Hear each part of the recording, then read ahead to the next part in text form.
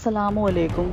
आपने भी ये मुशाहिदा किया होगा कि जैसे ही फजर की अजान होती है तो अक्सर औकात कुत्ते अजान के साथ रोने जैसी आवाज़ें निकालते हैं और आसमान की जानिब मुँह करके रोते हैं। बाज़ औकात कुत्ते फजर के अलावा बाकी अजानों के साथ भी ऐसे ही आवाज़ें निकालते हैं। आज की वीडियो में हम जानेंगे कुत्ते ऐसा क्यों करते हैं और कुत्ते अजान के साथ ही क्यों रोते हैं। अगर वीडियो पसंद आए तो लाइक, शेयर और इस चैनल को सब्सक्राइब ज़रूर कर लें।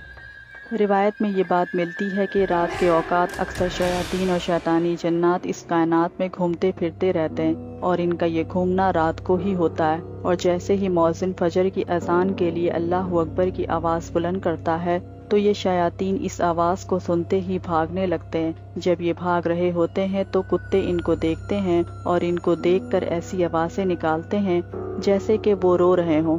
हज़रत अबू हुरैरा रज़ी अल्लाह ताला अन्हा से रिवायत है कि नबी सल्लल्लाहु अलैहि वसल्लम ने फरमाया, जब नमाज के लिए अजान दी जाती है तो शैतान गोस मारते हुए यानी आवाज़ के साथ हवा निकालते हुए भागता है, यहाँ तक कि अजान को नहीं सुनता।